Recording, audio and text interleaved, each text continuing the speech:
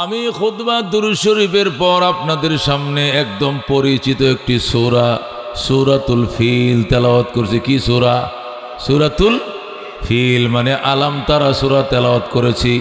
এই সূরাকে সামনে রেখে সংক্ষিপ্ত তাফসীর আল্লাহ রাব্বুল আলামিন বুঝার এবং আমল করার তৌফিক দান করুক। জোরে কোন আমিন। এই সূরার নাম সূরাতুল ফিল। মক্কা শরীফ নাজেল হয়। কোন শরীফ নাজেল হয়? 5টা আয়াত আছে সূরার মধ্যে। কয়টা আয়াত আছে? আলাম তারা কাইফা ফাআলা রাব্বুকা বিআসহাবিল ফিল এক আয়াত। আলাম ইয়াজাল কাইদাহুম ফি তাদলিল কয় নম্বর আয়াত? 3 নম্বর। ওয়া আরসালা আলাইহিম তায়রান আবাবিল 3। তারমিহিম বিহিজারাতিম মিন সিজিল 4। ফাজআলাহুম কাসফিম মাকুল। কটা হলো? 5টা আয়াত আছে। মক্কা শরীফ নাজেল হয়। কেন নাজিল হয়? নবীজির জন্মের 50 দিন আগে ঘটে যাওয়া ঘটনার বর্ণনা দিতে গিয়া নবীজির জন্মের 50 বছর পরে এই সূরা নাজিল হয়। যেরকম সুবহানাল্লাহ। ঘটনা ঘটছে নবীর জন্মের 50 দিন আগে, এই ঘটনার বিবরণ দিয়েছেন জন্মের 50 বছর পরে। যেরকম সুবহানাল্লাহ। ঘটনাটা কি শুনবেন? ঘটনাটা হলো এই, আরবের শেষ মাথা একটা ছোট দেশ, আরবের শেষ সীমান্তে একটি ছোট দেশ, দেশের নাম হলো ইয়েমেন। কি নাম? ইয়েমেন। আর আফ্রিকার শেষ বর্ডারে আফ্রিকার একটি দেশ, এই দেশের নাম হলো ইথিওপিয়া। কি নাম? বর্তমানে ইথিওপিয়া বলে, আগে বলতো আবেসিনিয়া। আগে কি বলতো? আবেসিনিয়া। তো আফ্রিকার শেষ সীমানায় একটি দেশ যেটাকে বর্তমানে বলে ইথিওপিয়া, আর আরবের শেষ সীমানা একটি দেশ যেটাকে বলে ইয়েমেন। দুনো দেশ এখনো আছে, তখনও ছিল, কোরআন নাজেলের আগেও ছিল। ইথিওপিয়া হলো আফ্রিকার অন্তর্গত, আর ইয়েমেন হলো আরবের অন্তর্গত। আরবের লাস্ট বর্ডার, আফ্রিকারও লাস্ট বর্ডার, দুইটার বর্ডার একসাথে লাগছে।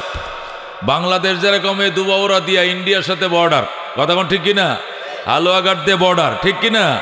ইয়েমেনেরও ইথিওপিয়ার সাথে কি ছিল? বর্ডার ছিল।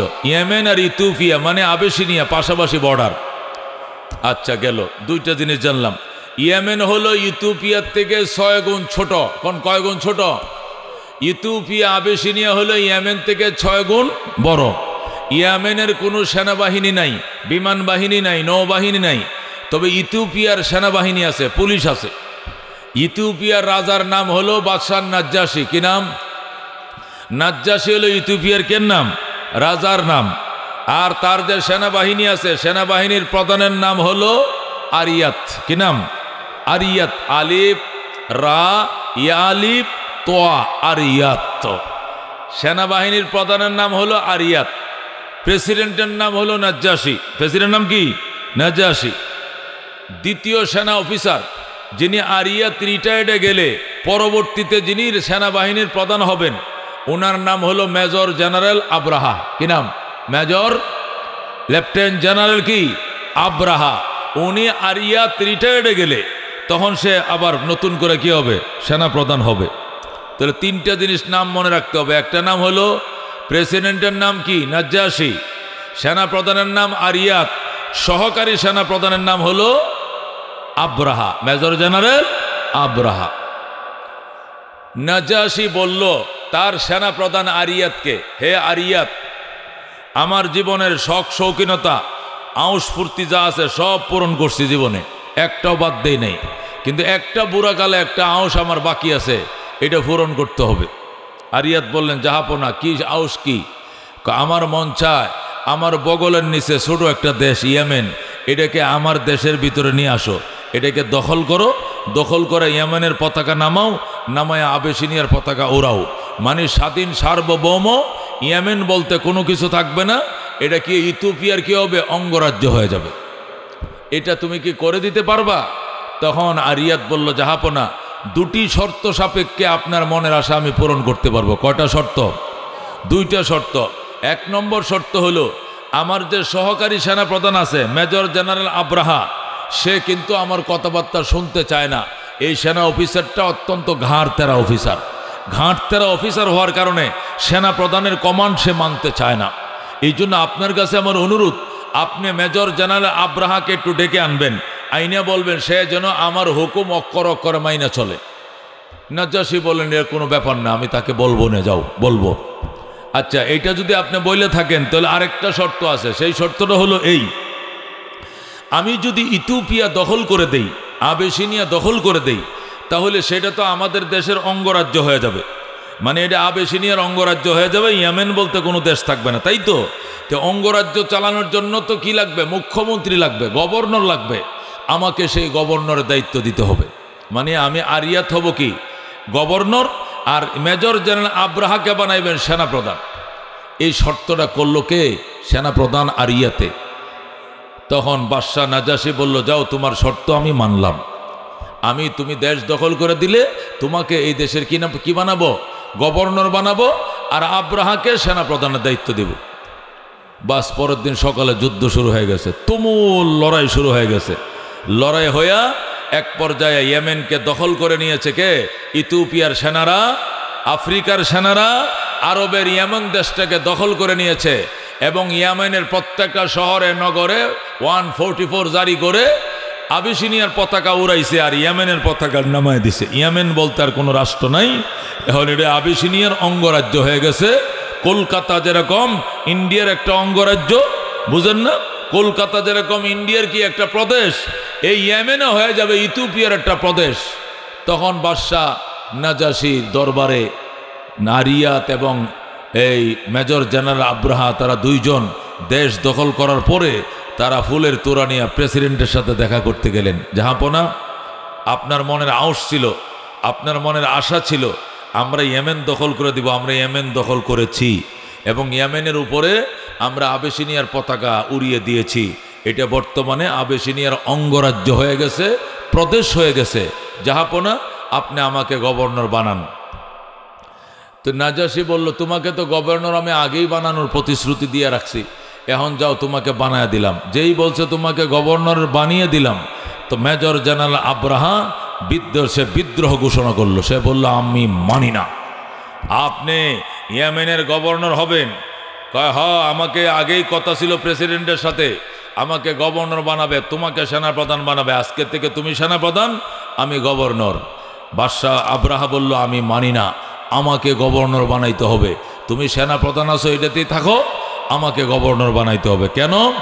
যুদ্ধ করেছি আমি, বীরত্ব দেখিয়েছি আমি, আর তুমি শুধু ওয়ারলেস লয়ে ঘুরছো, মাতবরি করছো, জীবন বাজি রাখছি আমি, দেশ দখল করছি আমি, গভর্নর হইবা তুমি, আমি এটা কখনো মেনে নিব না। সুতরাং আব্রাহাকেই গভর্নর বানাইতে হবে। এখন বাদশাহ নাজাশী পড়ছে দুই গাছে সিফাত। এখন আরিয়াত কয় আমাকে বানাইতে হবে গভর্নর, আব্রাহা বলে আমাকে বানাইতে হবে গভর্নর। এবার বাদশাহ নাজাশী হুকুম দিল, ঠিক আছে, এখন তাহলে যুদ্ধ করো তোমরা দুইজনে মিলে। এই পাশে যাবে আরিয়াত, এই পাশে যাবে আব্রাহা, দুই পাশে দুই সেনা অফিসার দাঁড়াবে, একজন আর একজনকে গুলি করবে। আব্রাহা যদি আরিয়াতকে মারতে পারে তাহলে আব্রাহা গভর্নর, আর আরিয়াত যদি আব্রাহাকে খতম করতে পারে তাহলে আরিয়াত কি হবে? গভর্নর। এখন দুই সেনা অফিসারের মধ্যে লাগাইছে গোলাগুলি। বিশাল বড় সেনা ছাউনির ভিতরে বড় মাঠ আছে, প্রশিক্ষণের মাঠ আছে কিনা আর্মির ক্যান্টনমেন্টের ভিতরে, এই বড় মাঠের মধ্যে এক পাশে দাঁড়াইছে আব্রাহা আর এক পাশে দাঁড়াইছে আরিয়াত, দাঁড়ায় গোলাগুলি শুরু হয়েছে। আব্রাহা আরিয়াতকে গুলি করে, আরিয়াত ফিরে ফেলে, আরিয়াত আবার আব্রাহাকে গুলি করে, আব্রাহা ফিরে ফেলে। এইভাবে দস্তাদস্তি হতে হতে, গুলি পাল্টা গুলি হতে হতে, হঠাৎ করে আব্রাহার গুলি উড়িয়ে নিল আরিয়াতের মাথার খুলি। স্পট ডেট হয়ে যায়, সেনাপ্রধান জায়গায় মারা যায়, আব্রাহা জিতে যায়। যেরকম আল্লাহু আকবার। যখন মেজর জেনারেল আব্রাহা জিতে গেল, আরিয়াত সেনাপ্রধান মারা গেল, এখন নাজাশী বলল, যাও তোমাকেই এখন ইয়েমেনের গভর্নর বানালো হলো। এই যে আব্রাহা হয়ে গেল ইয়েমেনের গভর্নর। এবার সে ইয়েমেনের গভর্নর হওয়ার পর বাদশাহ নাজাশীকে বলল, স্যার, দেশটাকে যুদ্ধ করে আমরা তছনছ করে ফেলছি, রাস্তাঘাট, ফুল ব্রিজ সব ভাঙ্গা, স্কুল কলেজ সব ভাঙ্গা, মসজিদ মন্দির সব ধ্বংস করে দিয়েছি। সুতরাং আমাকে ফান্ড দেন, আমি আব্রাহা সুন্দর করে ইয়েমেনকে সাজাবো, ইয়েমেনকে সুন্দর করে পুনর্গঠন করব। তখন নাজাশী বাদশাহ কোটি কোটি টাকা দিল, আর আব্রাহাকে বলল ঠিক আছে সুন্দর করে দেশটাকে সাজাও। ওই দিক দিয়ে সেনাপ্রধানরে তো দাফন করছে, সে মারা গেছে। আব্রাহা এখন গভর্নর হয়ে গেছে ইয়ামেনের, পুরা ইয়ামেনকে সুন্দর করে সাজাইতেছে, নতুন নতুন ব্রিজ করতেছে, স্কুল কলেজ বানাইতেছে, মসজিদ মন্দির তৈরি করতেছে আব্রাহাম। হঠাৎ করে দিন যায় রাত পোহায়, দিন যায় রাত পোহায়, কইতে কইতে হঠাৎ করে এসে গেল জিলহজ মাস। কিসের মাস? জিলহজ মাস এসে গেছে। ইয়ামেনের ধনী লোকেরা, তখন খ্রিস্ট যুগ ছিল, মুসলমানের যুগ ছিল না। আমাদের নবীর জন্মের 50 দিন আগের ঘটনা, যেরকম সুবহানাল্লাহ। আমাদের নবী এখন আসে নাই দুনিয়াতে, আরো 2 মাস বাকি আছে। নবী দুনিয়াতে মায়ের গর্ভে ছিল, দুনিয়াতে আসে নাই। নবীর জন্মের 50 দিন আগের ঘটনা। আল্লাহর হাবিব সাল্লাল্লাহু আলাইহি ওয়াসাল্লাম এখনো আমিনার পেটে, তখন এই ঘটনা ঘটছে। আল্লাহর হাবিব সাল্লাল্লাহু আলাইহি ওয়াসাল্লাম দুনিয়াতে আসেন নাই। এই দিক দিয়ে অর্ডার হয়ে গেল, ও দোস্ত, ইয়েমেনের খ্রিস্টান রাজ্য ছিল, তখন খ্রিস্টান ধর্ম ছিল। খ্রিস্টান ধর্ম অবলম্বীরা হজ করার জন্য গাদার উপরে ঘোড়ার উপরে সোয়ার হইয়াম, গাদার উপরে সোয়ার হইয়াম, ঘোড়ার উপরে সোয়ার হইয়াম, উটের উপরে সোয়ার হইয়া ইয়েমেনের খ্রিস্টান যারা আছে এরা তালবিয়া পড়তে পড়তে আল্লাহর ঘরের দিকে ছুটছে। লব্বাইক আল্লাহুম্মা লব্বাইক, লব্বাইক লা শারীকা লাকা লব্বাইক, ইন্নাল হামদা ওয়ান নি'মাতা লাকা ওয়াল মুলক লা শারীকা লাক। ইয়েমেনের মানুষ, খ্রিস্টানরা যারা ধনী, যাদের উপর হজ ফরজ, এরা সবাই ঘোড়ায়, গাদা এবং উটে সওয়ার হয়ে রওনা করছে মক্কার দিকে। লব্বাইক বলতে বলতে তারা মক্কা যায়। এই দিক দিয়ে আব্রাহা ডাক দিয়া কয়, কিরে এই মুরব্বীরা উটের উপরে সোয়ার হয়ে কই যায়? সবাই বলে আপনি জানেন না, জিল হজ মাস শুরু হয়ে গেছে, তারা হজ করতে যায়, তাদের উপরে হজ ফরজ। আব্রাহা হজ করতে কি জন্য যায়? মক্কা নগরে যায়, সেখানে আল্লাহর ঘর আছে। আল্লাহর ঘর যদি মানুষ তোয়াফ করে কায়ে মনোবাক্যে, নতুন সন্তান মায়ের ঘর থেকে যেরকম নিষ্পাপ জন্ম হয়, হাজিদের হজ কবুল হলে আল্লাহ এরকম নিষ্পাপ বানায় দেয়। সুবহানাল্লাহ। এই জন্য তারা গুনাহ মাফের জন্য তারা বাইতুল্লাহ গিয়েছে। আব্রাহা ডাক দিয়া কয়, আমার দেশের মানুষ, ইয়েমেনের মানুষ হজ করার জন্য অন্য দেশে যাইব কেন?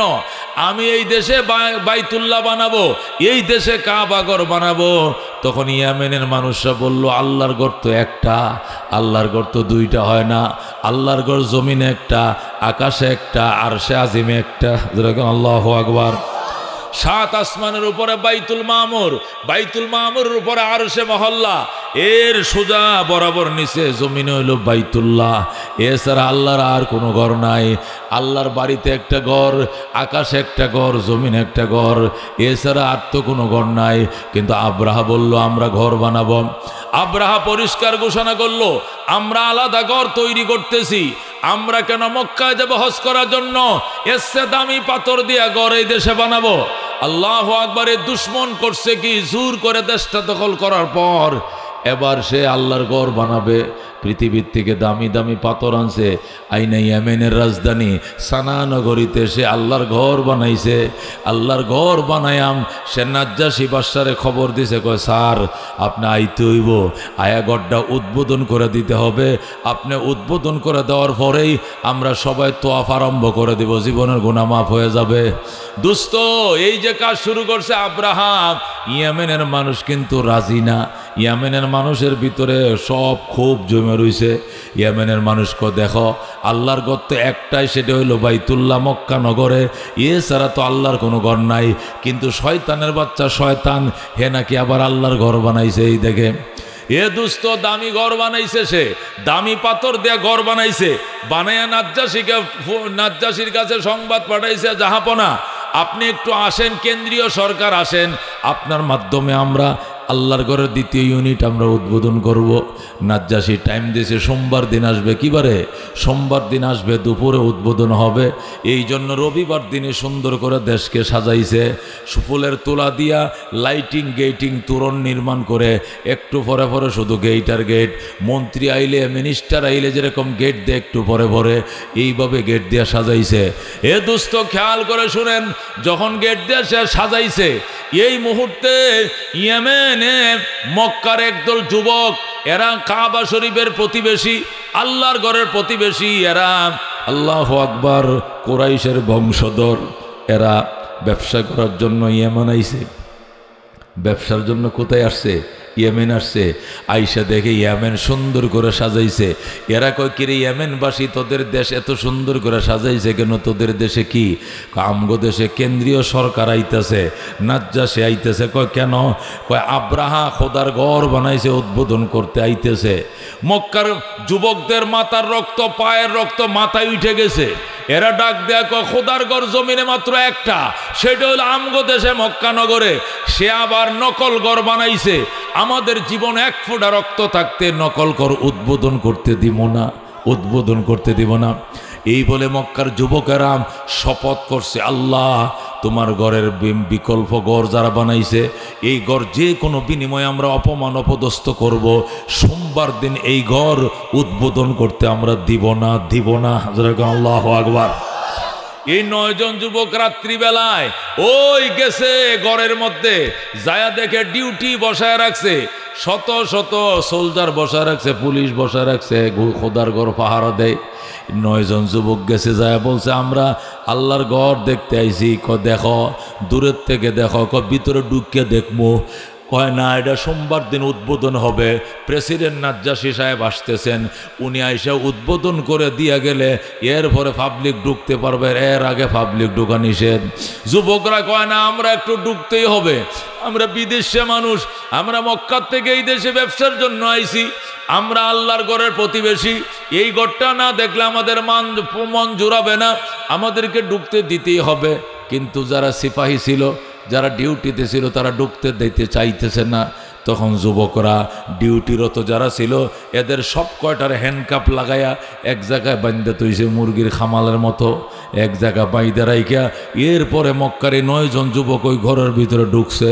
ঢুকিয়া যেমনে খুশি এমনি পায়খানা করছে, প্রস্রাব করছে। পায়খানা প্রস্রাব করিয়া আবার জাঁটা দেয়া সুন্দর করে লিপছে গড্ডা।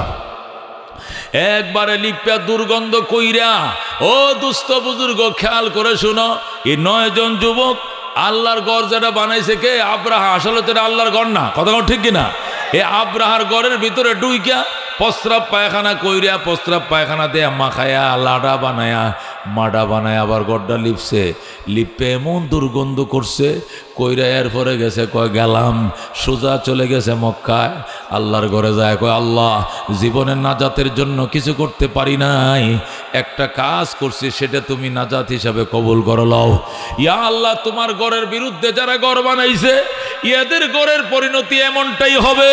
তোমার ঘরের রক্ষার জন্য, সম্মানের জন্য আব্রাহার ঘরকে আমরা অপমান করেছি, এই আমলটুকু কবুল করে আমাদের জীবনের গুনাহ মাফ করে দাও। ও দোস্ত, মক্কার 9 জন যুবকেরা তো আল্লাহর ঘরে চলে গেছে। এই দিক দিয়ে রাত পোহানোর পরে ডিউটিতে যারা ছিল, এরা যায় আব্রাহারে কয়, স্যার আমাদেরকে হ্যান্ডকাপ লাগাইয়া বন্দি করার পর তারা এই ঘরে ঢুকছে, ঢুকে এমনভাবে নাফাক করছে, এমনভাবে অপমান অপদস্থ করছে ঘরটা, এটা সোমবার উদ্বোধন করার কোনো বাও নাই। কয় কারণ কি? ওই 1 সপ্তাহ গোলাপ জল দিয়ে দইলেও গন্ধ যাইতো না, এমন দুর্গন্ধ করছে, এটাকে সাবান দিয়ে দইলেও কাম হইতো না, এমন দুর্গন্ধ তোরা কইয়াছিলে। আমরা কি করবো? এরা 9 জন যুবক আইছে, এক একজন যুবকের গায়ে মনে হয় যেন 100 জন যুবকের শক্তি। এদের সাথে আমরা পারি নাই, আমাদেরকে জবরদস্তি করে হ্যান্ডকাপ লাগায়া এরা মনের মতো করে ঘরটাকে অপমান করে চলে যায়। আল্লাহু আকবার। আব্রাহা সঙ্গে সঙ্গে দৌড়ের ঘোড়া নিয়া রওনা করছে, আবিসিনিয়া যাবে। সে আবিসিনিয়া যায় বাদশার কাছে খবর পাঠাইছে, জাহাপনা সোমবার দিনে এই ঘর উদ্বোধন করা সম্ভব নয়, সোমবারে ঘরটা উদ্বোধন করা যাবে না। কেন? কই এটা আমি বানানোর কারণে ওই ব্যবসায়ী দল তো বাইতুল্লাহ মক্কার থেকে ব্যবসায়ী কাফেলা আইছিল, এরা ইয়েমেনে আসছে। আইসা যখন শুনছে সোমবারে উদ্বোধনের প্রোগ্রাম করছি, এদের মাথায় রক্ত উঠে গেছে।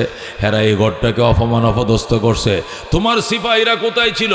আমার সিপাহীদেরকে হ্যান্ডকাপ লাগাইয়া বন্দি করিয়া এরপরে তারা এই ঘরটাকে অপমান করছে। নাজাশী কর, ঠিক আছে প্রতিশোধ নাও, প্রতিশোধের জন্য যা লাগবে আমি দেব। তখন নাজাসি বাদশাহ 10,000 সৈন্য দিছে। কয় হাজার? 10,000 সৈন্য দিছে, 10টা হাতি দিছে। কি দিছে? বড় বড় 10টা হাতি দিছে। হাতি মানে বোলডোজার। হাতি মানে কি? বেকু মেশিন। বেকুতে যেরকম এমনি ধরে সাঁড়ি দেয়া গাছ উগড়ায় এলায়, বিল্ডিং ভেঙ্গেলায়, এই হাতি আগের দিনে ছিল বেকু। তখন তার বোলডোজার ছিল না, বেকু ছিল না। 10টা হাতি দিছে, 10,000 সৈন্য দিছে, বস্তা ভরা স্বর্ণ মুদ্রা দিছে, টাকা পয়সা দিছে। দিয়া নাজাসি বলছে, যাও, যারা তোমার গড়কে অপমান করছে তুমিও তাদের গড় অপমান করো, যা লাগবে আমি তা দেব। 10,000 সৈন্য নিয়া এবং হস্তি বাহিনী নিয়া আবরাহা বাদশা ইয়েমেন আইছে। ইয়েমেন আইসা বলতেছে, প্রিয় ইয়েমেনবাসী শোনো, তোমাদের হজ এবং উমরার সুবিধার্থে তোমাদের দেশে আমি বাইতুল্লাহর 2য় ইউনিট তৈরি করেছিলাম, কিন্তু আমাকে এই একদল মক্কার একদল যুবক এই গড়টাকে দারুণভাবে অপমান করেছে।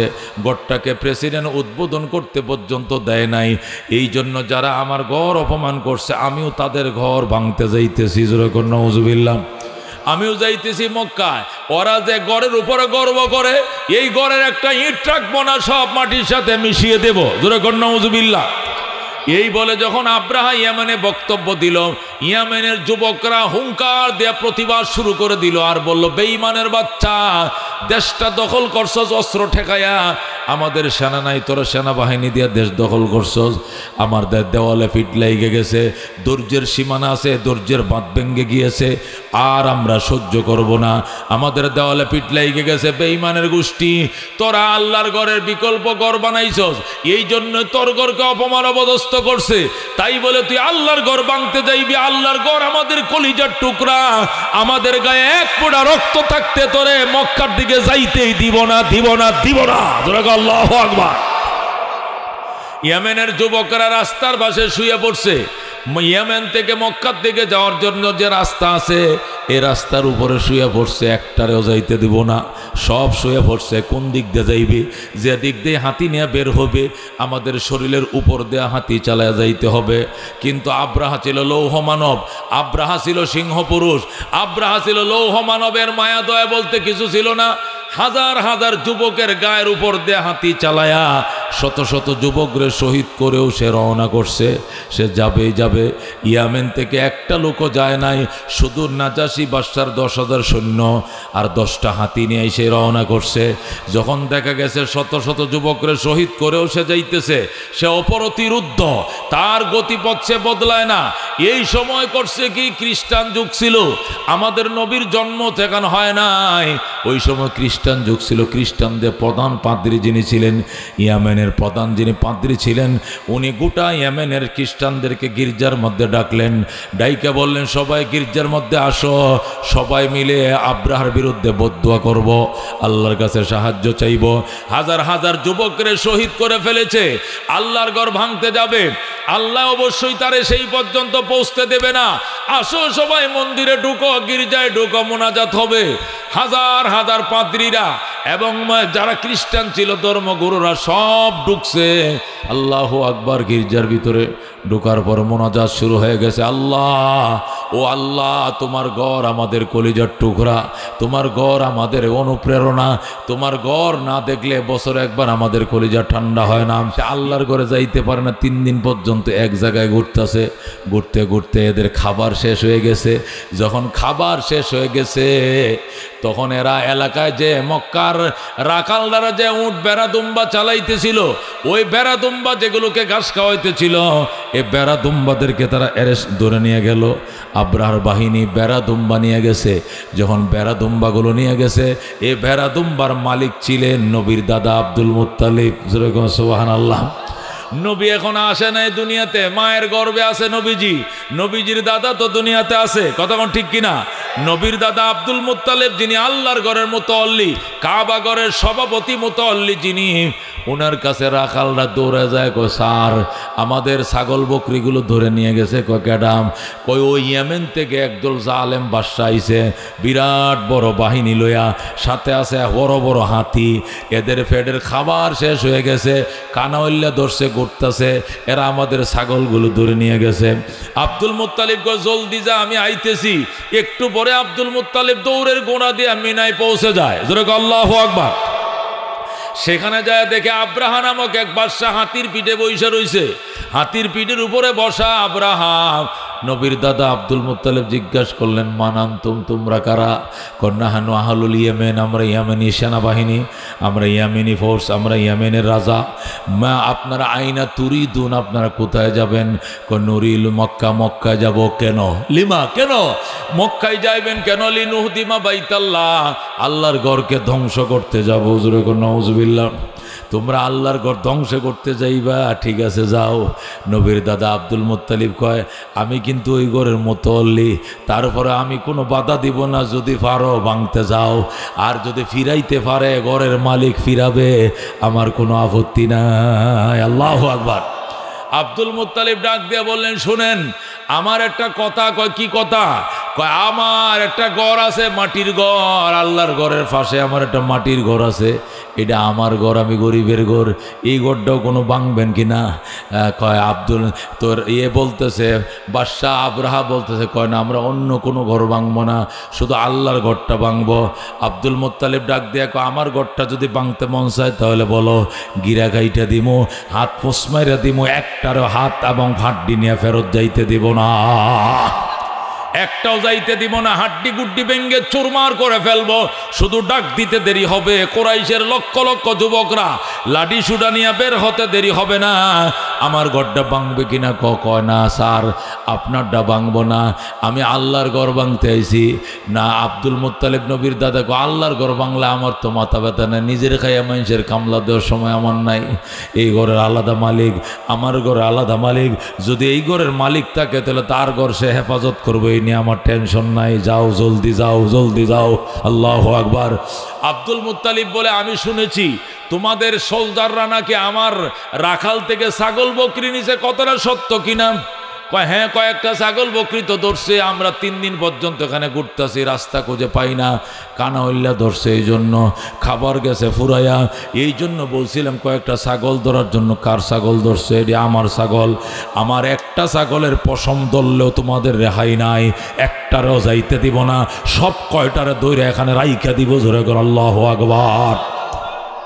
সাথে সাথে আব্দুল মুত্তালিবের ছাগল গরু ছেড়ে দিয়েছে, নবীজির দাদার ছাগল গরু আব্রাহা ছেড়ে দিয়েছে। ছেড়ে দেওয়ার পর আব্রাহা ডাক দেখো, আইসেন, খোদার ঘর ভাঙতে আইসেন, আমি দাওয়াত দিয়া যা, আসেন, আমি যাইতেছি, আপনারা আসেন। রাখালদারে তোরা ছাগল বকরি নিয়ে এদিকে ছড়া, একটা ছাগল নিতে দিবি না। আব্দুল মুত্তালিব বাইতুল্লাহর নেতা, এ কোরাইশদের নেতা, এই মক্কানগরের লিডার, আল্লাহর ঘরের মুতল্লি, আমার ছাগলটা হজম করবে এমন কোনো বাপের ফুট জন্ম লয় নাই। আল্লাহু আকবার। আমার ছাগলকে হজম করতে পারবে না, তোমরা নিশ্চিত এখানে ছাগল চড়াও। রাখালদেরকে অভয় দেখায়া আল্লাহ নবীর দাদা মক্কায় চলে গেলেন। যাইয়া আল্লাহর ঘরের গিলাপ ধরে হাইরে কান্না। এখানে তো ডায়লগ মারছে জোরে জোরে, কিন্তু সেখানে যায় ঠিকই কান্দে। আল্লাহ খেদমাতুল হাজ শরফুল্লানা ওয়ালাকিন আমানাতুন মাসউলিয়াতুন। ইয়া আল্লাহ, হাজীদের খেদমত করি, এটা আমাদের ভদ্রতা। আল্লাহ তোমার ঘর জিয়ারত করার জন্য লক্ষ লক্ষ মানুষ তামাম দুনিয়ার থেকে আসে, এদের খেদমত করি, জমজমের পানি উঠাইয়া দেয়, এদের লাকড়ির ব্যবস্থা করে দেই, ডেক পাতলার ব্যবস্থা করে দেই, এদের ঘরবাড়ি তাবু আমরা ভাড়া দেই, এটা দিয়ে আমরা চলি। তোমার হাজীদের, তোমার ঘরের জিয়ারতকারীদের খেদমত করা, এটা আমাদের ভদ্রতা, এটা আমাদের অহংকার, এটা আমাদের গর্ব। কিন্তু শুনেছি ইয়েমেন থেকে দুশ্মন আইছে তোমার ঘর ভাঙ্গার জন্য। ইয়া আল্লাহ, আমার ঘর ভাঙলে যেরকম আমার ইজ্জত যাবে, তোমার ঘর যদি ভাঙ্গে চলে যায়, তুমি না ফিরাও, তোমারও কিন্তু ইজ্জত যাবে। আল্লাহ, তোমার ঘরটা যদি ভাঙ্গে চলে যায় আর তুমি যদি অ্যাকশনে না যাও, তাহলে দুনিয়ার মানুষ বলবে এই ঘরের কোনো মালিক নাই। যদি মালিক থাকতো, মালিকে নিশ্চয়ই ফিরাইতো। কথা কোন ঠিক কিনা? আব্দুল মুত্তালিব বিনয়ে বিনয়ে আল্লাহর সাথে কথা কো, আল্লাহ আমার গড়টা ভাঙলে আমি যদি না ফিরাই আমার মান সম্মান যাবে, তোমার গড়টা ভাঙলেও তুমি যদি না ফিরাও তোমার মান সম্মান যাবে। যদি তোমার গড়টা ভাঙ্গা সহি সালামতে চলে যায়, মানুষ বলবে এই ঘরের কোনো মালিক নাই। এতদিন শুনছি এটা আল্লাহর ঘর, আসলে মিছা কথা, আল্লাহর ঘর নয়। এইগুলো বইলে মানুষ তোমার প্রতি আস্থা নষ্ট হয়ে যাবে। ইয়া আল্লাহ, তোমার ঘর তুমি হেফাজত করো। তোমার ঘর ভেঙ্গে যদি দুশ্মন চলে যায়, তোমার তোমারই কিন্তু মান সম্মান নষ্ট হবে, আব্দুল মুত্তালিবের কিছু হবে না। এই বলে আব্দুল মুত্তালিব হাইরে কান্না, কানতে কানতে কানতে বুক বাসায় হঠাৎ করে আওয়াজ আইতেছে, আব্দুল মুত্তালিব কান্দিস না, আমার ঘরের কিনারে আসতে দেব না, একটা ইটেও খুলতে দিব না, নিরাপদ দূরে থাকতে ওদেরকে মাটির সাথে মিশিয়ে দিব আমি আল্লাহ। জোরে কোন আল্লাহু আকবার। আমার ঘরের কিনারেও বসতে পারবে না আব্রাহা বাহিনী। হে আব্দুল মুত্তালিব তুমি চিন্তা করিও না, তুমি যদি দুশ্মনদের ধ্বংসলীলা দেখতে চাও তাহলে তুমি পাহাড়ের জবলে আবু কুবাইসের মধ্যে উঠো। এই যে আব্দুল মুত্তালিব জমজমের পানি একটা মশক ভরা কলসি ভরে জমজমের পানি লইয়া সোজা পাহাড়ের উপর উঠা যেই মাত্র গুহার ভিতরে মাথা ঢুকাইছে, মাথাটা ঢুকানোর সাথে সাথে আরেক মাথার সাথে টাস করে টাক্কর লাগছে। জোরে আল্লাহু আকবার। কার সাথে টাক্কর লাগছে? ওই যে আগে আইসা পাদ্রী বইসা রয়েছে, মনে আসেনি? ওই ইয়েমেন থেকে নাসের নামক পাদ্রী, সে তো আগেই 2 দিন আগেই বইসা রয়েছে। এখন এসে আব্দুল মুত্তালিব এইটার মধ্যে ঢুকছে। আব্দুল মুত্তালিব তো জানে না এর মধ্যে অন্য কেউ বইসা রয়েছে কিনা, হ্যাঁ জানে না। আয়াই মাথা ঢুকাইয়া দিছে, ওই মাথার সাথে ঠাস করে লাগছে টাক্কর। নাসের ডাক দিয়ে কো কিরে ভাই কল্লা তলদের ফাটায় তুমি কে? তুমি কে? আমি আব্দুল মুত্তালিব। তুই কে? আমি নাসের। তোর বাড়ি কই? গো আমার বাড়ি ইয়েমেন। তুই এনে আইসস কিনলে গিয়া? কই ঘুমাও তুমি, খবর রাখো নি? দুশ্মন আব্রাহা আইতেছে এমন থেকে খোদার ঘর ভাঙ্গার জন্য। আল্লাহর দরবারে আমরা ফরিয়াদ করেছি, আল্লাহ আমাদের ফরিয়াদ কবুল করেছেন। আল্লাহ বলেছেন দুশ্মনকে ধ্বংস করবেন। এই ধ্বংসলীলা দেখার জন্য আমি এখানে আইছি। আব্দুল মুত্তালিবকে আমি তো মাত্র দুশ্মনের সাথে কথা কয়ে আইছি। আল্লাহু আকবার। আমি ডায়লগ মারে আইছি, আইতো না জীবনেও। যদি এরা এমন সেসুনি খাইবে, ইতিহাসে এদের সেসুনির নাম লেখা থাকবে। তাই নাকি কহ? আমি আল্লাহর ঘরে গিলাপ ধরে কাঁদতেছিলাম, তখন আওয়াজ আসতেছে, আওয়াজ দিয়ে আমারে শোনানো হয়েছে, যা কান্দিস না, আমার ঘরের একটা ইট খুলতে দিব না, দুশ্মনকে নিরাপদ দূরে থাকতে আমি ধ্বংস করে দিব। জোরে করে আল্লাহু আকবার। এ বন্ধু, হযরতে মুহাম্মদুর রাসূলুল্লাহ সাল্লাল্লাহু আলাইহি সাল্লামের দাদা ডাক দিয়া কয়, নাসির তুই কবে আইছস? আমি আইছি আরো 2 দিন আগে। দেখছস নি কোনো আলামত? দেখছি। কি দেখছস? আমি প্রতিদিন শেষ রাত্রে দেখছি, 2 বার দেখছি। ভোর রাত্র যখন হয়, নিশি রাত্র যখন হয়, তখন আরব সাগরের দিক থেকে পাখির একটা দল আসে। পাখিগুলো সুরমা কালারের, ঠোঁটগুলো লাল, হাতের পাতাগুলো লাল, 2 হাতের মধ্যে 2টা বোমা, ঠোঁটের মধ্যে একটা বোমা, সোনাবুডের ডালের মতো বোমাগুলো 2 হাতে 2টা নিয়া, ঠোঁটের মধ্যে একটা কামড় দিয়া কুঠি কুঠি পাখি আল্লাহর ঘরের উপরে রাউন্ড দেয়। এদের রাউন্ড দেখে বোঝা যায় এরা আল্লাহর ঘর হেফাজতের জন্য মহড়া লাগাইছে। আমি এইভাবে 2 বার দেখছি। আব্দুল মুত্তালিব কয় 2 বার যদি দেখে থাকস তাহলে আরেকবার আসবে, এরপরে অ্যাকশন শুরু হয়ে যাবে, 3 বারের বেশি আর মহড়া দিবে না। আব্দুল মুত্তালিব কয় আমি নাসেরের সাথে কথা বলতেছিলাম, বলতে বলতে বেলা ডুবে গেল, রাত হয়ে গেল। নিশি রাত্রে আমরা 2 জনে শুকনা খেজুর খাইলাম আর জমজমের পানি পান করে বইসা রইলাম। হঠাৎ করে দেখি পূর্ণিমার রাত্রে আকাশটা অন্ধকার হয়ে গেছে, পাখি আর পাখি, আকাশ দেখা যায় না, কুটি কুটি পাখি আল্লাহর ঘরের উপরে রাউন্ড দেওয়া শুরু করছে। আল্লাহু আকবার। আল্লাহর ঘরের উপরে 2.5টা রাউন্ড দিয়া ওই মিনা যেখানে ওরা কানা হইলে ঘুরাইতেছে ওই জায়গায় যায়া এমন বম্পিং শুরু করছে, কয়েক সেকেন্ডের ভিতরে পাউডার বানায় ফেলাইছে। আল্লাহু আকবার। আব্দুল মুত্তালিব বলেন আমরা দেখলাম শুধু বৃষ্টির মতো কি যেন ফালতাছে, ধ্রিম ধ্রিম করে পড়তেছে। আমরা শেষরায় 2 জন পাহাড় থেকে নামলাম, নামে 2 জনে ডরায় ডরায় গেলাম, যায়া দেখি পাথরের স্তূপ পড়ে গেছে, স্তূপ পড়ে গেছে, পাথর আর পাথর, এছাড়া কিছু নাই। হাতিগুলো এমন ভাবে রেজা রেজা টুকরা টুকরা হইছে, তুষের মতো, বুশির মতো পাউডার হয়ে গেছে। এখন আল্লাহু আকবার।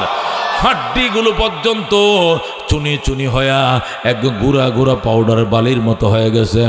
আল্লাহু। আব্দুল মুত্তালিব বলেন সেখানে যে পাথর হাতে নিলাম, যে পাথরগুলো দিয়ে আঘাত করছে, পাথর হাতে নিয়ে দেখি এটা আরবের কোনো পাথর নয়, পাহাড়ের মধ্যে যে পাথর এই পাথর নয়, এটা অন্যরকম পাথর, সাদা পাথর। এটা কাঁচা মাটি দিয়ে বানাইয়া গুলগুল্লে কইরা এটার এফিড ওফিডে ফেরেস্তা দিয়ে নাম লেখাইছে। কার গায়ে মারবে তার নাম লেখা আছে 1 পৃষ্ঠায়, আর কে মারবে তার নাম লেখা আছে অপর পৃষ্ঠায়। এইভাবে এই কাঁচা মাটি দিয়ে মার্বেলের মতো পাথরগুলো বানানো হয়েছে, এগুলো নির্দিষ্ট। আবার কারখানার মধ্যে ফুরা হয়েছে, ফুরা এটাকে সিজ্জিল বানানো হয়েছে, এবার সিজ্জিল দিয়ে আঘাত করা হয়েছে, মাথার মগজ দিয়ে ঢুকছে, ফেডের নারী বুড়ি লইয়া প্রস্রাব পায়খানে রাস্তা সুদ্ধা সব গলায়া ফুরায়া লইয়া সব বাহির হইয়া পানি বানায় দিয়েছে। যেরকম আল্লাহু আকবার। আল্লাহ ডাক দিয়া কয় এই ঘটনা ঘটছে নবীর জন্মের 2 মাস আগে, 50 দিন আগে। আর এই ঘটনার বিবরণ দিছে নবীর জন্মের 50 বছর পরে। যেরকম আল্লাহু আকবার।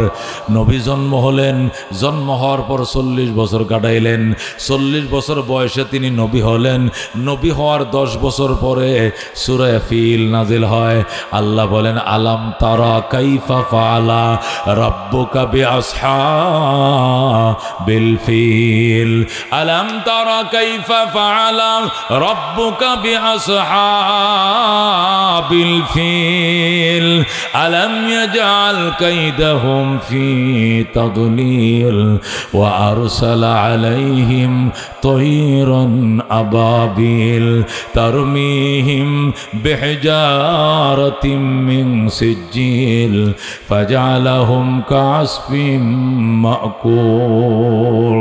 আল্লাহু আকবার। নবীর জন্মের 2 মাস আগের ঘটনা, মানে 50 দিন আগের ঘটনা। এই ঘটনার বর্ণনা আল্লাহ দিয়েছেন নবী জন্মের 50 বছর পরে। যেরকম আল্লাহু আকবার। আল্লাহ ডাক দিয়ে আলাম তারা, আমার বন্ধু আপনি কি দেখেন নাই? আপনি কি দেখেন নাই? নবী গো কিতা দেখতাম? কাইফা ফাআলা রাব্বুকা, কেমন আচরণ করেছেন আপনার রব, বিআসহাবিল ফিল, হস্তি বাহিনীর সঙ্গে। সুবহানাল্লাহ। নবী ডাক দেখো আমি কেমনে দেখব? আমি আমার দাদা ভাইয়ের মুখে শুনছি, আমি আমার চাচাদের মুখে শুনছি এমন একটা ঘটনা ঘটছিল, কিন্তু আমি দেখব কেমনে? ওই সময় তো আমি মায়ের গর্ভে ছিলাম। যেরকম সুবহানাল্লাহ। নবীর উপরে যখন আয়াত নাজিল হয়, এই আলাম তারা সূরা নাজিল হয়, ওই সময় নবীর বয়স তো 50 বছর, নবী তো সব বুঝে। কিন্তু আল্লাহ যেভাবে বলতেছে আলাম তারা, আমার বন্ধু আপনি কি দেখেন নাই? নবী ডাক দেখো আল্লাহ আমি দেখবো কেমনে? ওই সময় তো আমার জন্মই হয় নাই, আমি আমার মায়ের পেটের ভিতরে ছিলাম, ওই টাইমে ঘটনা ঘটছিল। আল্লাহ কো আলাম তারা কাইফা ফাআলা রাব্বুকা বিআসহাবিল ফিল, এ বন্ধু আপনি কি দেখেন নাই কেমন আচরণ করেছেন আপনার রব হস্তি বাহিনীর সঙ্গে? আলাম ইয়াজাল কাইদাহুম ফি তাদলিল, আল্লাহ আপনার রব, আল্লাহ আপনার রবে কি এদের ষড়যন্ত্রকে নস্যাৎ করে দেয় নাই? আলাম ইয়াজাল কাইদাহুম, আপনার রব কি তাদের ষড়যন্ত্রকে করে দেয় নাই? ফি তাদলিল, নস্যাৎ, আপনার রব কি এদের ষড়যন্ত্রকে নস্যাৎ করে দেয় নাই? নবী কয় আমি কেমনে দেখব? আমি তো দেখি নাই, আমি কিছুই কইতে পারবো না, আমি ওই সময় জন্ম নেই না, আমি মায়ের পেটের ভিতরে ছিলাম। আমাকে বলেন, বুঝায় বলেন। আল্লাহ বলেন যদি আপনি না দেখে থাকেন তাহলে এবার শুনেন। আল্লাহ বলেন ওয়া আরসালা আলাইহিম তয়রান আবাবিল, আপনার রব এই হস্তি বাহিনীর বিরুদ্ধে পাঠিয়েছিলেন পাখি। ওয়া আরসালা আলাইহিম, পাঠিয়েছিলেন আপনার রব তয়রান মানে পাখি, আবাবিল মানে ঝাঁকে ঝাঁকে। আল্লাহকে আপনি যদি না দেখে থাকেন তাহলে আমার থেকে শুনেন। নবীকে শুনতেছি বলেন। আল্লাহ বলতেছেন ওয়া আরসালা আলাইহিম, এবং পাঠাইলেন আপনার রব হস্তি বাহিনীকে ধ্বংস করার জন্য। তয়রান মানে পাখি, আবাবিল মানে দলে দলে ঝাঁকে ঝাঁকে। যেরকম আল্লাহু আকবার। ইব্বিলুনের বহু বচন আবাবিল, অথবা ইব্বুলুনের বহু বচন আবাবিল। ইব্বুল অথবা ইব্বিল শব্দের অর্থ হলো ঝাঁক ঝাঁক, আবাবিল মানে ঝাঁকে ঝাঁকে, দলে দলে। আল্লাহ বলেন ওয়া আরসালা আলাইহিম, এবং পাঠাইলেন আপনার রব হস্তি বাহিনীকে ধ্বংস করার জন্য। তয়রান মানে পাখি, আবাবিল ঝাঁকে ঝাঁকে। নবী কয় এরপরে পাখিরা কি করছে? পাখিরা কি করছে? আল্লাহ কো তারমিহিম, পাখিরা ভুম্পিং করেছিল। নিক্ষেপ করেছিল বিহিজারাতিন, এমন পাথর, মিন সিজ্জিল, যে পাথরগুলো কাঁচা মাটি পুরায়া এরপরে বিশেষভাবে আল্লাহ তৈরি করেছেন। জোরে কোন সুবহানাল্লাহ। কি হয়েছে এদের পাথর মারার কারণে? এই যে আবাবিল পাখিরা পাথর মারছিল, বুম্পিং করেছিল, এরপরে কি হয়েছিল? আল্লাহ ডাক দেয়া ফাজালাহুম কাসফিম মাকুল, ফলে করে দিলেন আপনার রব হস্তি বাহিনীকে কাসফিম মাকুল, কর্তিত ঘাসের মতো, কর্তিত ঘাসের মতো, চাবাইত ঘাসের মতো। গরু ঘাস সাবায় যেরকম সাবা বানায় ফেলায়, হস্তি বাহিনীকে পাখিরা এরকম সাবা বানায় ফেলছে। যেরকম আল্লাহু আকবার। আসফুন মাকুলুন বলা হয়, ওই বন্ধু আমরা গরু ফালি, দেখছেন নি গরু কের খায়, কের খায় কিনা? গরুদেরকে সাঁড়ির মাঝে খের দেই, কতক্ষণ ঠিক কিনা? গরুরে সাঁড়ির মাঝে খের দেয়, ওই গরুর সাঁড়ির সামনে দাঁড়ায় খের খাইতে থাকে, খাইতে খাইতে যখন আর দাঁড়ায় থাকতে পারে না, তখন গরুরা শুয়ে পড়ে। শুয়ে থেকে বুড়া মানুষ যেরকম জাম্মায় গোয়া খায়, সুয়ারি খায়, গরু দেখবেন এইভাবে জাম্মায় সাবাইতে থাকে, কতক্ষণ ঠিক কিনা? মুফাসসিরিন কেরাম লেখেন, গরু যে শুকনা খেরগুলো সাবাইতে থাকে কতক্ষণ সাবায়? যতক্ষণ খেরের মধ্যে রস আছে এতক্ষণ সাবাইতে থাকে। যখন রসটা ফুরায় যায়, মুরব্বীরা যেরকম সুবারির সাবাটা ফালায় দেয়, গরু কিন্তু ওই খের সাবানো খেরগুলোকে ফালায় দেয়। ফলে দেখা যায় গোয়াল ঘরের মধ্যে সাবা সাবা তুষের মতো ফুরে রয়েছে। এইগুলো আসলে চাবাইত ঘাস, এগুলোকে আরবিতে বলা হয় আসফিন মাকুলিন। জোরে কোন সুবহানাল্লাহ। আল্লাহ বলেন ফাজালাহুম কাসফিম মাকুল, ফলে করে দিলেন আপনার রব ওই হস্তি বাহিনীকে কাসফিন মাকুলিন, কর্তিত ঘাসের মতো, চাবাইত ঘাসের মতো। জোরে কোন সুবহানাল্লাহ। এ দোস্ত, এই ছিল সূরা আলাম তারার শানে নজুল, এই ছিল সূরা আলাম তারা সূরাতুল ফিলের তরজমা। এখন শুনতে হবে তাফসীর। এখন কি শুনতে হবে? তাফসীর। জোরে আল্লাহু আকবার। এ দোস্ত, আব্রাহা বাদশা, জালেম বাদশা, জুলুম করে অত্যাচার করে দেশের ক্ষমতায় বসেছিল, কতক্ষণ ঠিক কিনা? এরপরে মসজিদ ভেঙ্গে মসজিদ বানায়, কাবাগর ভাঙ্গার জন্য প্রস্তুতি নিয়েছিল, জুলুমের জন্য সে রাজি হয়েছিল। আল্লাহ বলছেন ইত্তাকি দাওয়াতাল মাজলুম, মজলুমের বদদুয়া থেকে বাঁচবা। ফাইন্নাহু লাইসা বাইনাহা ওয়া বাইনাল্লাহি হিজাব, মজলুমের বদদুয়া আর আল্লাহর মাঝে কোনো পার্টিশন নাই, ডাইরেক্ট কবুল হয়ে যায়, কতক্ষণ ঠিক কিনা? এ বন্ধু, শেওলার পিসা হুজুরের মতো ব্যক্তির নামেও যারা মামলা দেয়, আমি ওই দিনে বুঝছিলাম এরা আর টিকবে না, এরা আর টিকতে পারবে না। আল্লাহর ওলির মতো মাজুর মানুষটার বিরুদ্ধে সন্ত্রাসী মামলা দিছে, কতক্ষণ ঠিক কিনা? আল্লাহু আকবার, আল্লাহু আকবার। আমরা আছি সেখানে, আমরা আছি সেখানে, হুশিয়ার, সাবধান। আল্লাহু আকবার। এ দোস্ত, যেই দিন ফয়জুল করিমের গালের মধ্যে বাড়ি দিছে চেয়ার দিয়া, যেদিন বরিশালে মেয়র নির্বাচনে, কেন উনি একজন প্রার্থী, যখন উনি প্রার্থী উনি ঢুকছিলেন কেন্দ্রে, যায় দেখছেন অবাধে সিল মারতেছে নৌকায়। ওই সময় প্রতিবাদ করার কারণে প্লাস্টিকের চেয়ার দেয়া ফয়জুল করিমের গালের মধ্যে চেয়ার দিয়ে মারছিল, দেখছিলেন ফেসবুকে।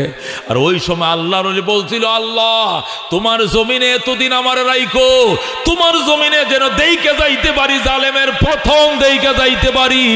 আমার মনে ওই দিন সাক্ষী দিছিল, আর এই সরকার টিকবে না, ধ্বংস হয়ে গেছে, কতক্ষণ ঠিক কিনা?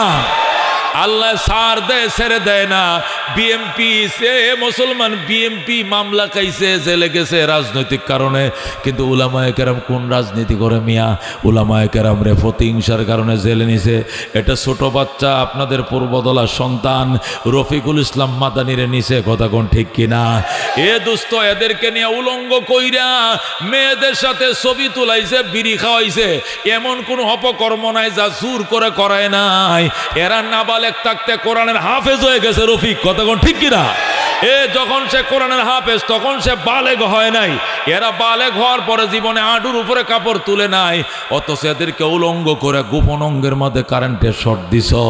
দোস্ত ওই সময় তোমাদের মন একটু গামে নাই, একটু মায়াও লাগে নাই, হাতও তালি দিছ মোল্লারা খাক মায়ের খাক, ওই দিন তোমাদের মায়া লাগে নাই। এখন তোমাদের নেত্রী রান্দাবাদ খায়া যাইতে পারে না, আমাদেরও মায়া লাগে না। কথা কোন ঠিক কিনা? আল্লাহ সার দেয়, আল্লাহ ছেড়ে দেয় না। কথা কোন ঠিক কিনা?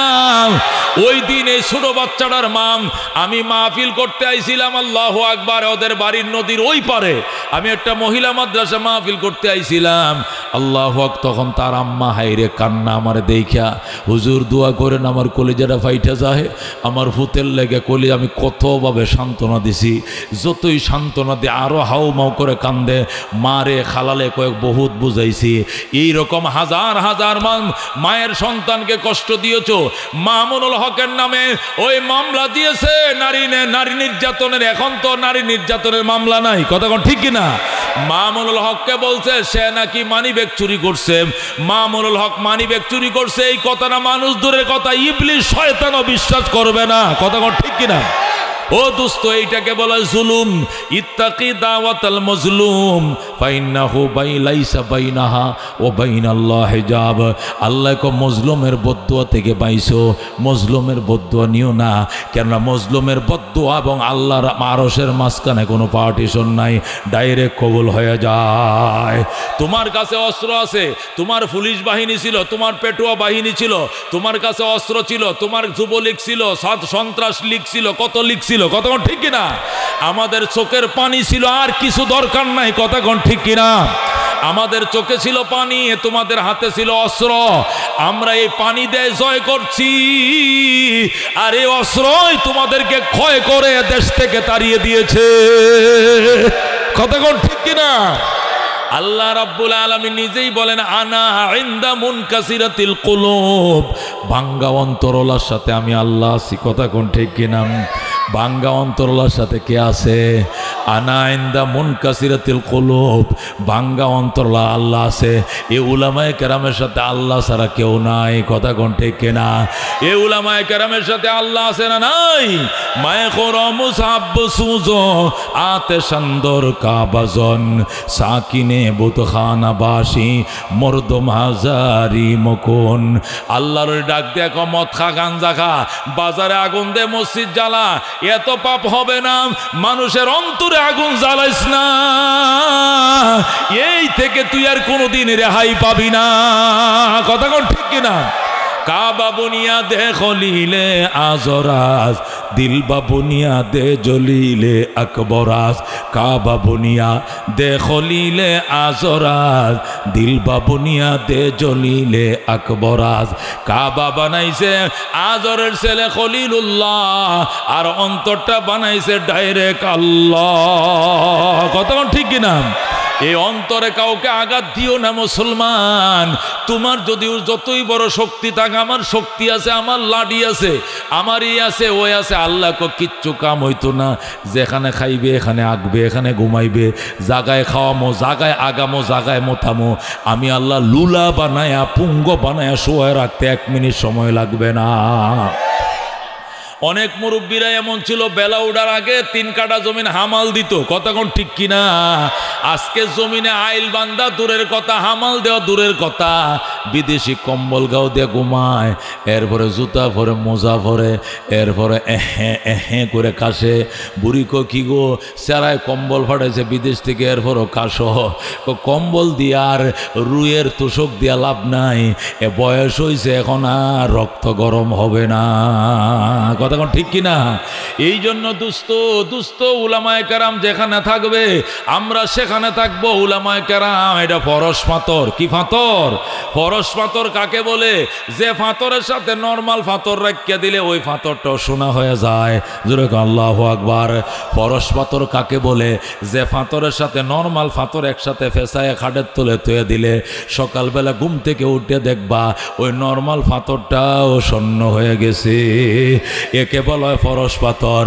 উলামায়ে কেরাম ফরস পাথর, এদেরকে বেয়াই বানাও, এদেরকে ফুতরা বানাও, এদেরকে তালই বানাও, এদের সাথে বসো, এদের সাথে কথা বলো, এদেরকে বন্ধু বানাও, চলার সাথী বানাও, বলার সাথী বানাও, দুস্থ বানাও, এদেরকে হিংসা করিও না।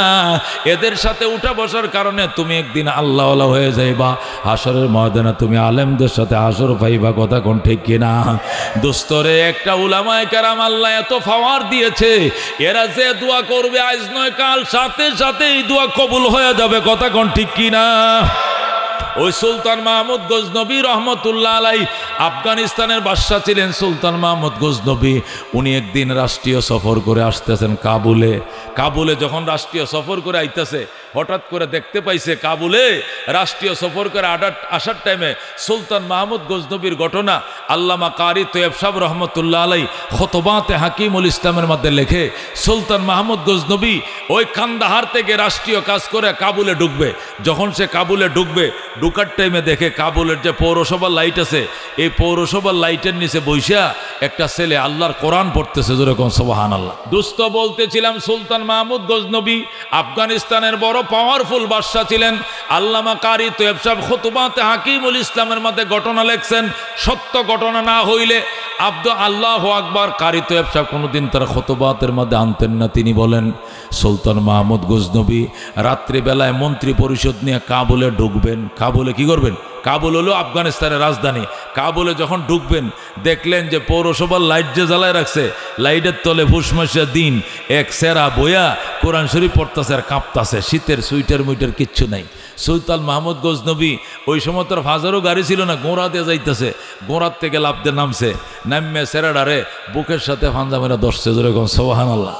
কই কই তোর বাড়ি ভূত, বাড়ি কই তোর, কে তোর বাবা, কোথায় তোর গ্রাম, কি করস এখানে তুই কোরআন শরীফ পড়স কেন রাত্রিবেলা বৈশা?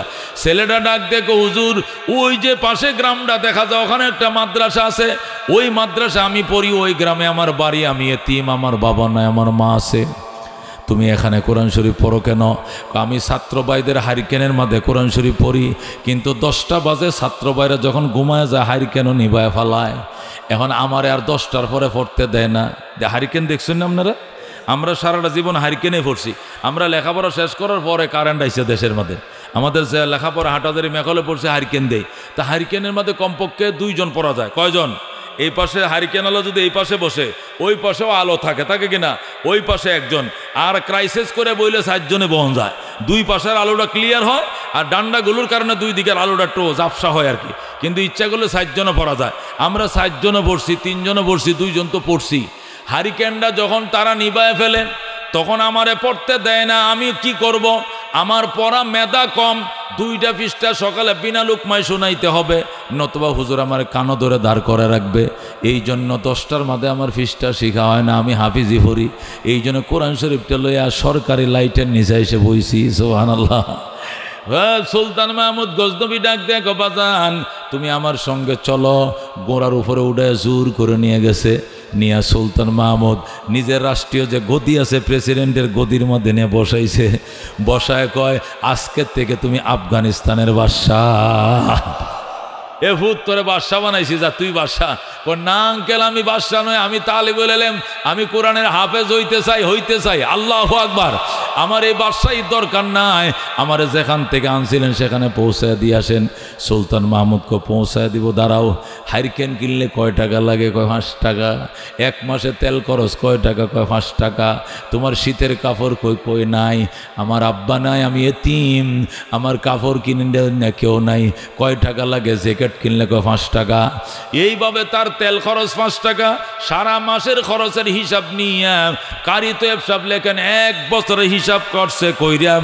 1 বছরের টাকাগুলো ক্ষতির ভিতরে ঢুকাইছে। ক্ষতি, আগের দিনে ক্ষতি আসিল, মনে আসেনি? ব্যাপারীরা কোমরে বাঁধতো কাপড় দেয়া, ওই ক্ষতির মধ্যে টাকাগুলো ঢুকাইছে। ঢুকাইয়া ছেলেটার কোমরের মধ্যে বান্ধা দিছে। আমার জন্য একটু দোয়া করবানি বাজান? কয় কি দোয়া? আমি আজকে 12 বছর পর্যন্ত 2টা জিনিসের আশায় অপেক্ষায় আছি, একটাও আমারে আল্লাহ পূরণ করে না। 12 বছর পর্যন্ত কান্দি 2টা আশায়, একটা আশাও আল্লাহ আইজও পূরণ করে না। তুমি দোয়া কইরো আল্লাহ যেন আমার মনের দুনোটা আশা পূরণ করে দেয়। ছেলেটা ডাক দেখো, আঙ্কেল আপনার আশাগুলো কি কি? বলার দরকার নাই, তুমি দোয়া কইরো আমার মনের আশা যেন আল্লাহ পূরণ করে। তাও তো একটু জানলে ভালো হইতো, বলেন মনের আশাগুলো কি কি? আমার 1 নম্বর আশা নবীকে স্বপ্ন দেখার জন্য 12 বছর পর্যন্ত কান্দি আমি, দুরূদ শরীফ পড়ে ঘুমাই, পবিত্র বিছানায় ঘুমাই, তাহাজ্জুদের নামাজ পড়ে ঘুমাই, কোরআন শরীফ পড়ে ঘুমাই, নবীরে স্বপ্ন দেখার জন্য 12 বছর ধরে সাধনা করতেছি কিন্তু দেখতে পারি না। তুমি দোয়া করো আল্লাহ যেন এই প্রথম স্বপ্নটা পূরণ করে দেয়। আল্লাহু আকবার। 2 নম্বর হলো ভালো মানুষ খুঁজে পাই নাই রে বালক। ও বালক আব্দুর রহমান, ভালো মানুষ পাই না দুনিয়াতে। ভালো মানুষ যদি পাইতাম জুতাটি সোজা করতাম সারা জীবন, জুতা টানতাম সারা জীবন। দোয়া কইরো আমি সুলতান মাহমুদের সাথে যেন ভালো মানুষের মোলাকাত হয়ে যায়। ছেলেটাই কয় ঠিক আছে আঙ্কেল দোয়া করব। কবুল করার মালিককে, কবুল করার মালিক আল্লাহ, আমি দোয়া করব আমি এতিম। ও দোস্ত, উজির যাইয়া ছেলেটাকে মাদ্রাসায় নামায় দিছে। ছেলেটা মাদ্রাসা নাইমা কোমর থেকে ক্ষতিটা খুইলে এক জায়গায় রাইখা উজু করছে। উজু করা কোরআন শরীফ পড়ার টাইম হয়ে গেছে, রাত শেষ হয়ে যাচ্ছে। 2 রাকাত নামাজ পড়ে কান্দে, আল্লাহ আমি কোনো ওলিয়া উলিয়া দরবেশ না, আমি ছোট মানুষ। আমার কাছে আঙ্কেলে 2টা জিনিস চাইছে।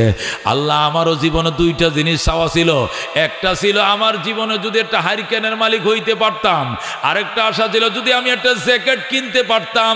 ছোট মানুষের 2টা স্বপ্ন আল্লাহ আঙ্কেল পূরণ করে দিছে। আল্লাহ আঙ্কেলেরও 12 বছরের 2টা স্বপ্ন তুমি পূরণ করে দাও। ছেলেটা যখন বিলায়া বিলে আল্লাহর দরবারে কাঁদতেছে, আল্লামা কারি তৈয়ব সাহেব লেখেন ওই দিক দিয়ে সুলতান মাহমুদ ঘুমায় গেছে। ছেলেটারে গোড়ায় উড়ায় দিয়া উনি তো ঘুমায় গেছে, মাত্র চোখটি লাগছে। চোখ লাগার পরে ছায়া দেখে রহমতুল্লিল আলামিন সামনে, আল্লাহ নবী একদম সামনে। নবীরে দেইকে চিন্নে ফেলাইছে, জোরে আল্লাহু আকবার। আল্লামা কারি তৈয়ব সাহেব লেখেন তিনি নবীর সালাম জানায়, আসসালাতু ওয়াসসালামু আলাইকা ইয়া রাসূলুল্লাহ, আসসালাতু ওয়াসসালামু আলাইকা হাবিবাল্লাহ। ওগো আল্লাহর হাবিব, আজকে 12 বছর পর্যন্ত আপনাকে দেখার জন্য আমি বেকুল, আমি পাগলের মতো ঘুরি। 12টা বছর আপনি দেখা দিলেন না, আজকে কি মনে করে দেখা দিলেন আমাকে বলেন। আল্লাহ নবী কোনো কিছুই কয় না, শুধু হাসে, মুস্কি মুস্কি হাসে। এই বেটা কথা কইস না। এরপরে সুলতান মাহমুদ জিগায়, হুজুর 12 বছর আমি কি অপরাধ করেছিলাম দেখা দিলেন না, আজকে কি মনে করে এখন দেখা দিলেন? নবী কোনো উত্তর দেয় না। সুলতান মাহমুদকে উত্তর যদি না দেন, একটা তো পূরণ হয়ে গেছে, আর একটা মাত্র বাকি। আপনি বইলা যান পৃথিবীর মধ্যে ভালো উম্মত আপনার কোন উম্মতটা সবচেয়ে ভালো? ভালো মানুষ তো দুনিয়াতে পাই না, একটু যদি পাইতাম জুতারি সোজা করতাম। যেরকম আল্লাহু আকবার। আমগো দেশের মধ্যে কিছু আছে কি নাস্তিক কিসিমের মানুষ, কথা কোন ঠিক কিনা? ভালো মানুষ দুনিয়াত নাই রে, ভালো মানুষ দুনিয়াত নাই। শেওলার হুজুর কয় না ভালো না, মুফতি হল আরো খারাপ, মুশারফ সাহেব আর কইও না, বালা খেলা হি সারাই দুনিয়াত কেউ ভালো না। আছে কিনা এরকম? শয়তান। আলেম ওলামার নাম বললে পশমটি দাঁড়ায়া যায়, বুজুর্গানে দিনের নাম বললে কলজাটা দরফর করে, কিন্তু তার কাছে 2 পয়সার দাম নাই, হেও মামলা দেয় বিশ্বাবুদের নামে। কথা কোন ঠিক কিনা? এরকম নাস্তিক কমিউনিস্ট আছে না নাই? তো ওই সব জমানায় ছিল, হি ভালো মানুষ পায় না।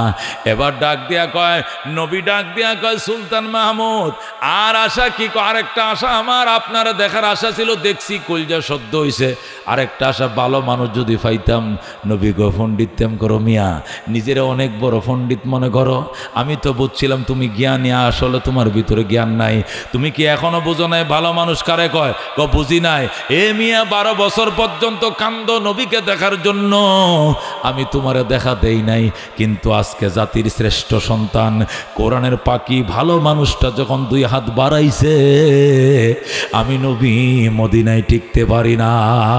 আল্লাহু আকবার। এই পাগল ভালো মানুষ কি তুই চিনোস না?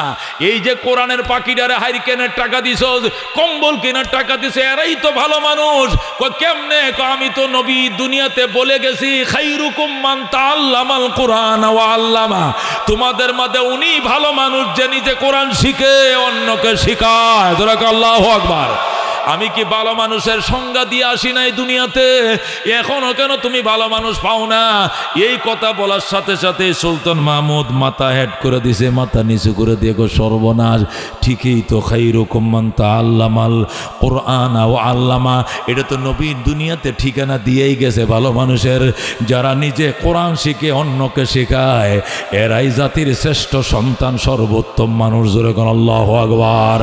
সুলতান মাহমুদ গজনবী বলেন, নবীজির সঙ্গে এতটুক কথা কথোপকথন হওয়ার পরে ঘুম ভেঙে যায়। ঘুম ভাঙ্গার পরে উজির নাজির মন্ত্রী পরিষদ ডাকলাম, ডাকার পরে বললাম, আজকের থেকে মাদ্রাসার হুজুর এবং মসজিদের ইমাম, মুয়াজ্জিন, হাফেজে কোরআন যারা আছে সকলের জন্য সরকারি বেতনের ব্যবস্থা করা গেল। রাষ্ট্রীয়ভাবে বেতন দেওয়া হবে, আর পাবলিকের বেতন দেওয়া লাগবে না। জোরে কোন সুবহানাল্লাহ। এরা জাতির শ্রেষ্ঠ সন্তান, ভালো মানুষ। এরাই যদি মাগ্যা যাইতে খাইতে হয় কেন খাবে? সরকারি করে দিলাম। ওই দিন থেকে সুলতান মাহমুদ গজনবীর আমল থেকে উলামায়ে কেরামের বেতন সরকারি ছিল। জোরে কোন আল্লাহু আকবার। স্কুল কলেজ অন্যান্যগুলো সরকারি ছিল না, ওইগুলো আধা সরকারি ছিল, পাবলিক সার্ভিসে ছিল। উলামায়ে কেরাম শুধু সরকারি ছিলেন। এটা চলছে একদম চলতে চলতে চলতে মোগল আমল পর্যন্ত, একবারে বাদশাহ আকবর পর্যন্ত ছিল। যখন আকবরিয়া দিন এলাহি বানাইছে, হিন্দু মুসলিম ধর্ম মিলাইয়া ডাইল খিচুড়ির ধর্ম বানাইছে। এরপরের থেকে ব্রিটিশের বাইল শূন্য, ব্রিটিশদের প্রলোভন দেখিয়ে এর মাধ্যমে এই উলামায়ে কেরামের বেতন বন্ধ হয়ে যায়। দুনিয়ায় যারা দুনিয়ার শিক্ষা দীক্ষা দেয় তাদের বেতনের শেষ নাই। বাসা ভাড়া, বয়স্ক ভাতা, বাসা ভাড়া, মেডিকেল ভাড়া, কত কিছু তাদেরকে দেওয়া হয়, উৎসব ভাতা, ঈদের বোনাস ভাতা, কত কিছু দেওয়া হয়। অথচ উলামায়ে কেরাম 3000 টাকা বেতন, 5000 টাকা বেতন, আবার 7 মাসের বাকি। এই দিকে কারো কোনো নজর নাই। আল্লামা কারি তৈয়ব সাহেব রহমতুল্লাহ আলাইহি এই ঘটনা লেখার পর বলছেন, আমাদের আকাবের দেওবন্দের অভিজ্ঞতার থেকে বলছি, যারা উলামায়ে দেওবন্দের এই কোরআনের পাখিদেরকে সাহায্য করবা খাওয়ার জন্য, পড়ার জন্য, আর মনে মনে যদি নিয়ত করো, আল্লাহ এই উসিলায় আর কিছু চাই না, তোমার নবীর দিদার চাই, এ দুনিয়াতে থাকতেই নবীকে স্বপ্ন যুগে দেখবেই দেখবে। আল্লাহু আকবার।